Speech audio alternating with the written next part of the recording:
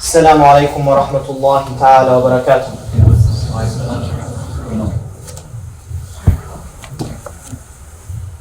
الله أكبر الله أكبر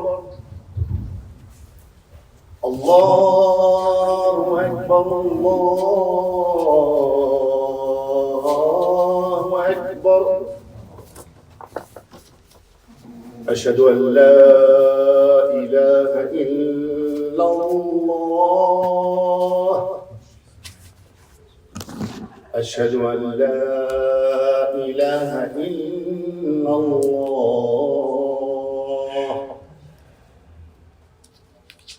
أشهد أن محمدا رسول الله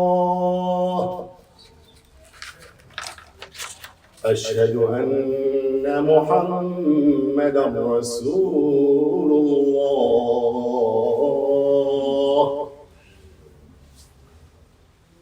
حي على الصلاة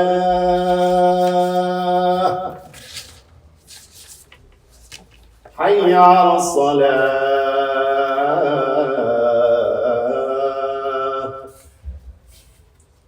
حي على الفلاح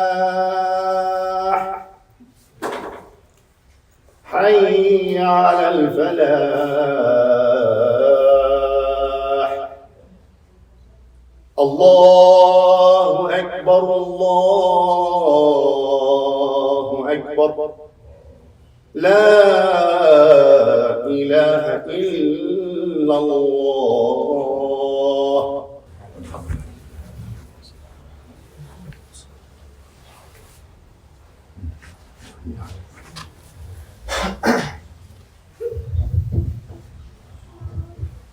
بسم الله الرحمن الرحيم.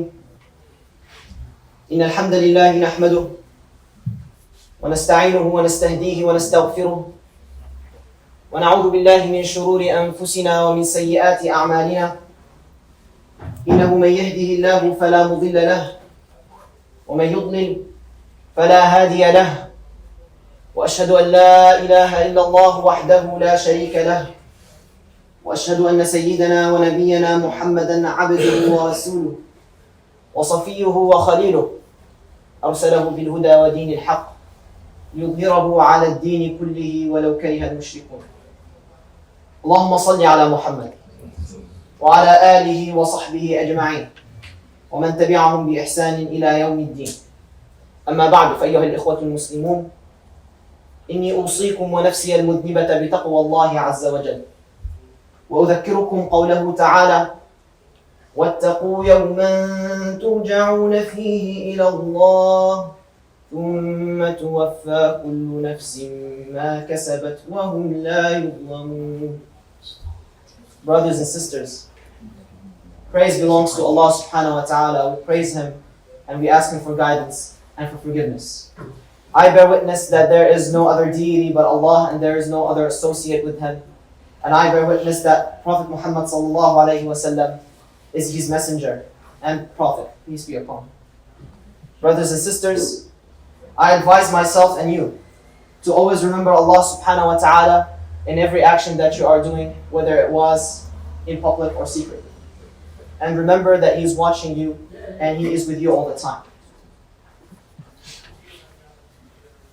Brothers and sisters, ages ago, there's the story of a man who fell under a catastrophe of his legs and hands being amputated.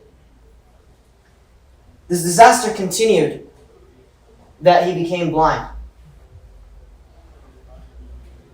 When he fell into this situation, one of his friends decided that he wanted to visit him and check up on him, just to support him with the problem he was going with.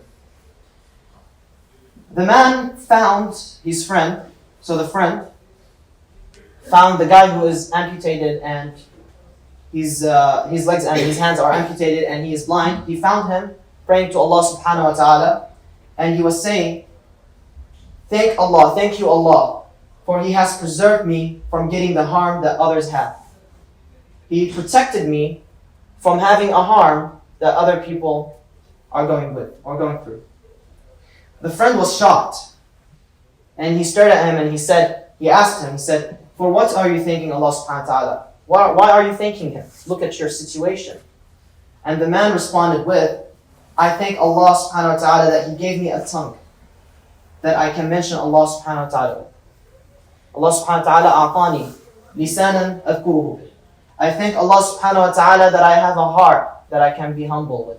A'tani Allah subhanahu wa ta'ala qalban akhsha'u bih. I thank Allah subhanahu wa ta'ala that He gave me a body that is strong that I can bear pain with, which gives me patience. أشكر الله سبحانه وتعالى أنه أعطاني جسدا أتحمل به الألم وبسبب كل هذا وبفضل كل هذا إنني صابر.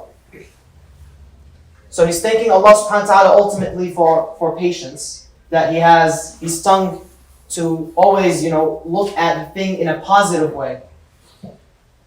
My legs were amputated, my hands were amputated, I'm blind, but I'm using my tongue to look at things in a positive way. He lost his sight because he's looking at things in a positive way through his tongue, with mentioning Allah subhanahu wa ta'ala and doing his prayers to Allah subhanahu wa ta'ala. With his heart, with being humble with Allah subhanahu wa ta'ala, and with the rest of his body. So he's still maintaining, he's still thanking Allah subhanahu wa ta'ala for what remains from his blessings. And the blessings of Allah subhanahu wa ta'ala are a lot. In another incident, a poor man approached a scholar. And the poor man was complaining on Allah. وَلِيَذُ بِاللَّهِ كَانَ يَشْكُ اللَّهِ. And he told the scholar, Allah is unfair. وَلِيَذُ بِاللَّهِ. Why don't I have money and comfort like other people do? Why did He give money to others and He didn't give money for me? So the scholar was telling the man, he asked him, he said, okay, how about this? What if Allah subhanahu wa ta'ala gave you money, made you wealthy, but you go blind? Would you like that? And the man said no. Then the scholar asked him, what about if Allah subhanahu wa ta'ala gave you money, made you wealthy, but you went crazy?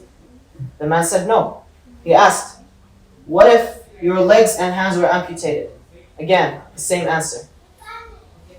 Finally, the scholar told him, aren't you ashamed from complaining on Allah subhanahu wa ta'ala, and He has given you blessings that are not even worth money?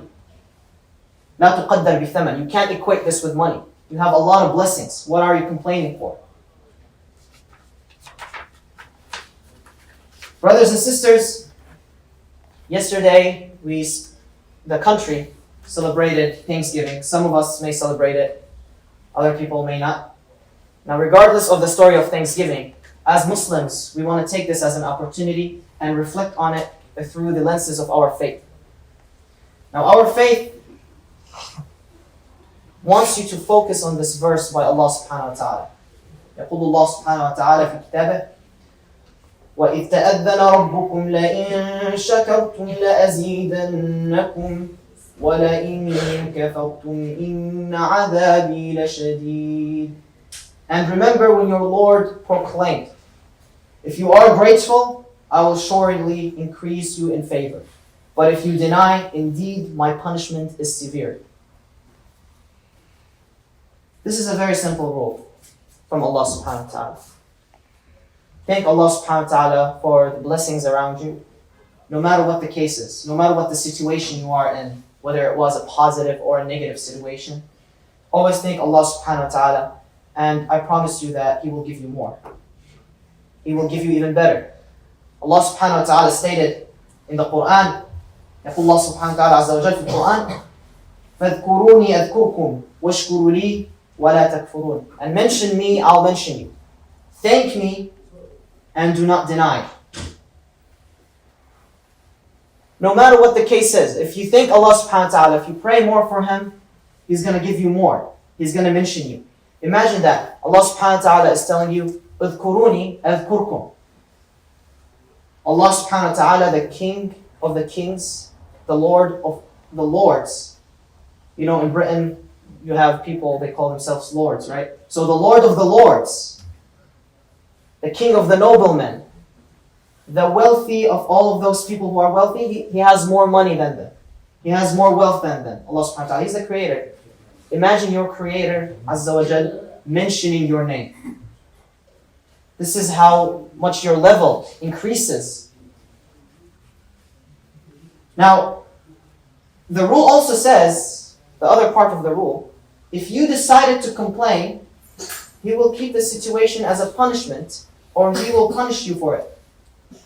If you complain for your situation, then you're not thinking Allah subhanahu wa ta'ala. You are looking at the negative lens, right? Allah subhanahu wa ta'ala gave you so many blessings.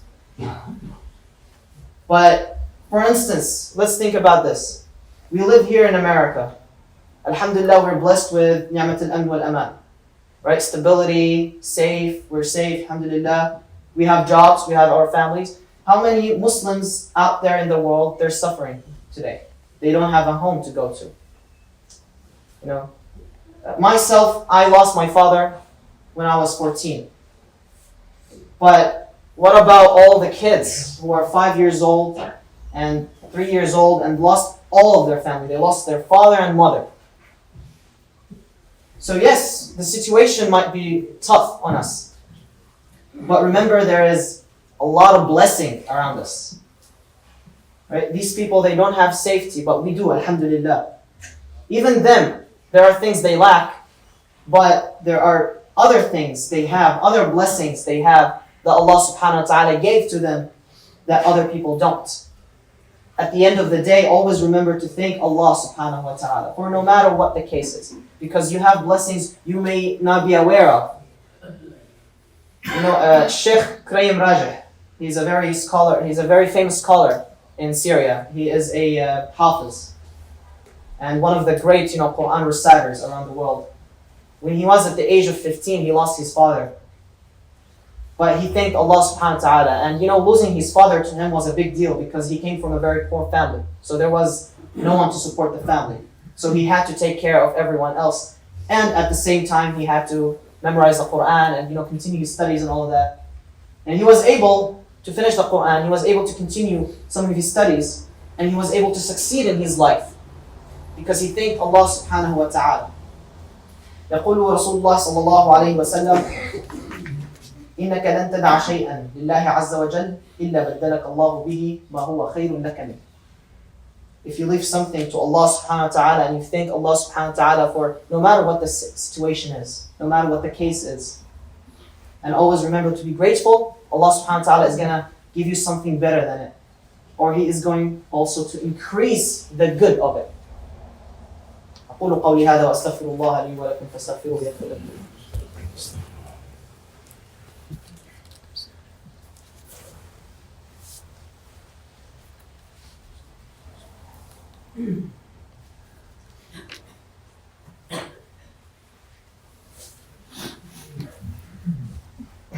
Brothers and sisters, the situation that you might be in, the blessing that you are in, is a test from Allah subhanahu wa ta'ala. Whether it was good or bad. Right now, everyone, each one of us, each individual is tested. No matter what your case is. If you have a lot of money, you're wealthy, you have a lot of kids, you have a mansion you're living in, that's a test for you. If you are living in a poor situation, you're still tested. A story that I was told by one of the parents, that their child was studying hard for their midterms, day and night. And the child didn't get the grade he deserved. So the child started screaming and he was angry and frustrated, why Allah did this to me? Why didn't I get good grades? I did study, I did my job, I did my work. Why am I not getting the grade I deserve? So his mother told him, don't scream or yell or get angry. Instead, be thankful and be grateful. So the child was like, why should I be grateful? I did my job and I didn't get what I deserved. But remember, brothers and sisters, Allah subhanahu wa ta'ala is fair. He's adil. So the mother told him, what if your Lord was testing you? What if Allah subhanahu wa ta'ala was testing you?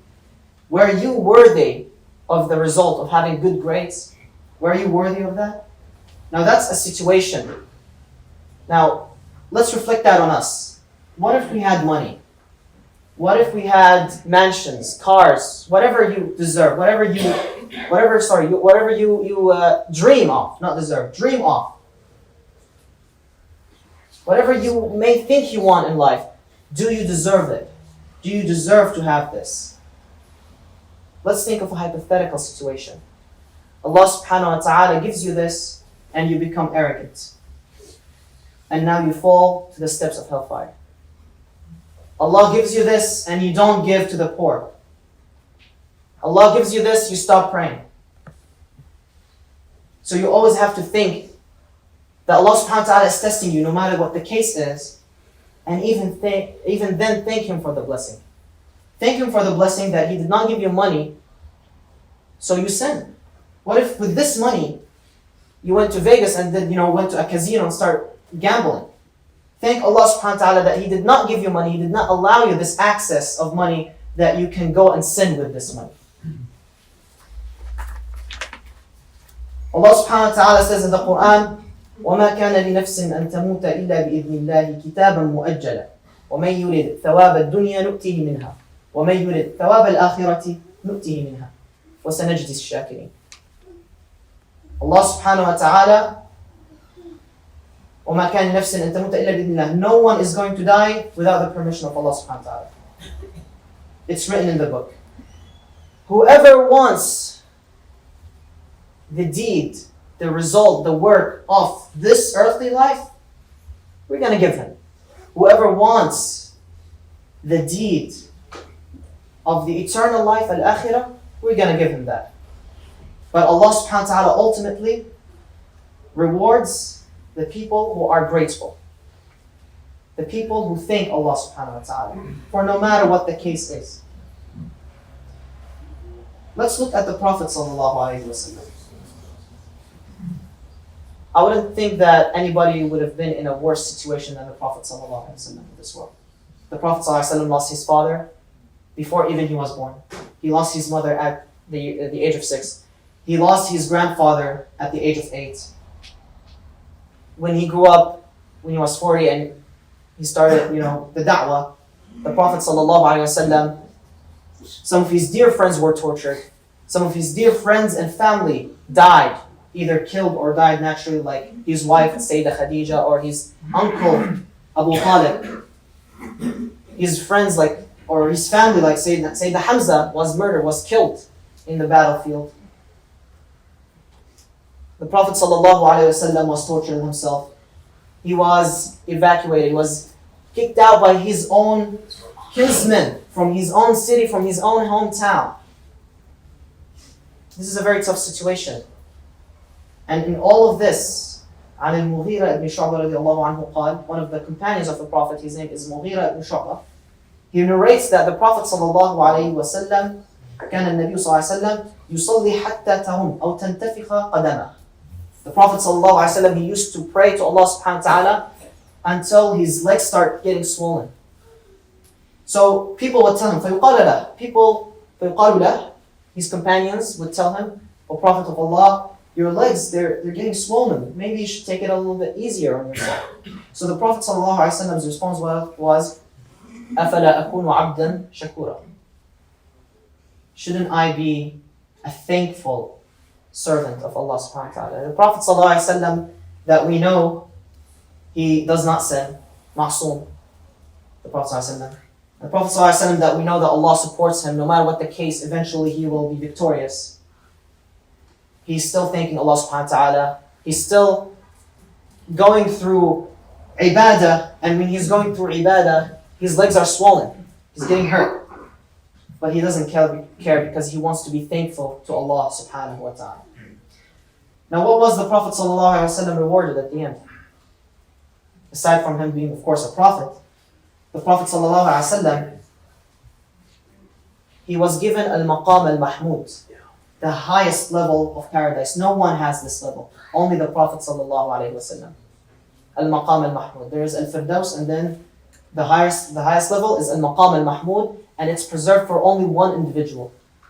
The Prophet sallallahu alaihi wasallam asked his companion to always ask Allah subhanahu wa ta'ala that he is rewarded in Muqam Mahmud. Sallallahu Alaihi Wasallam. He knows that he's going to get it, but he's still asking people to make dua. He is still himself doing dua for it.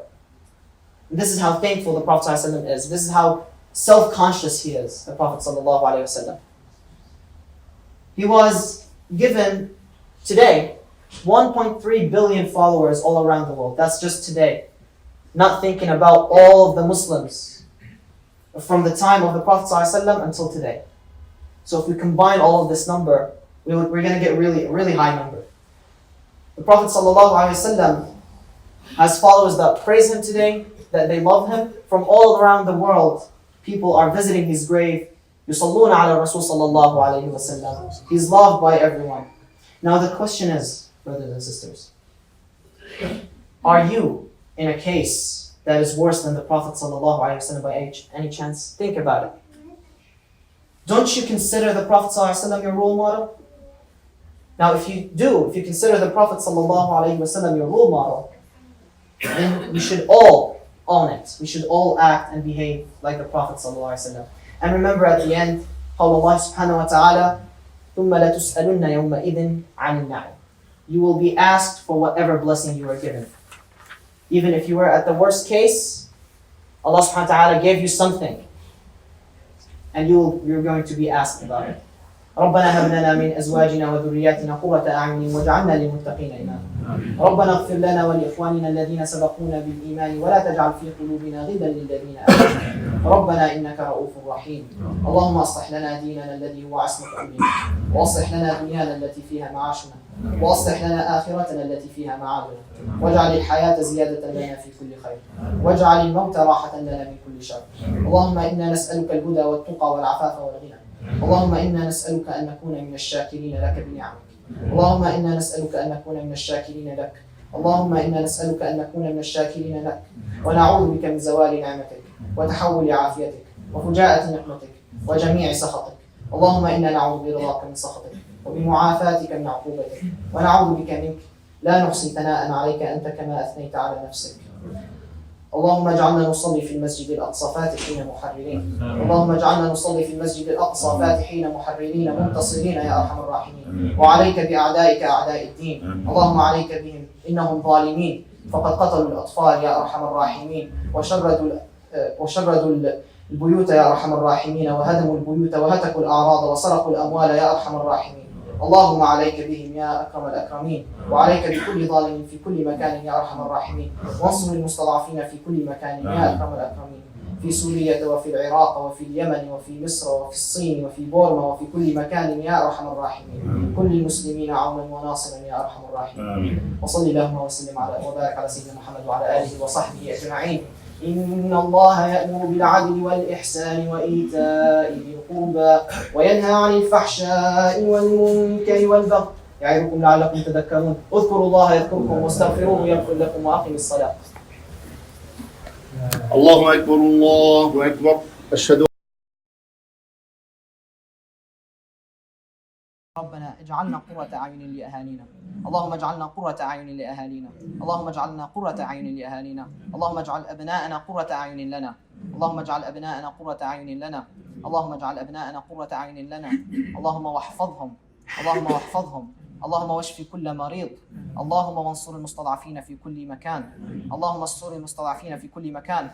اللهم عليك بأعدائك أعداء الدين في فلسطين وفي كل مكان يا أرحم الراحمين. اللهم اجعلنا ندخل المسجد الأقصى فاتحين محررين منتصرين يا أرحم الراحمين. اللهم كن لإخواننا المستضعفين في الشام والعراق واليمن وبورما والصين وفي كل مكان وفي العراق ولبنان يا أرحم الراحمين ناصرا يا أرحم الراحمين.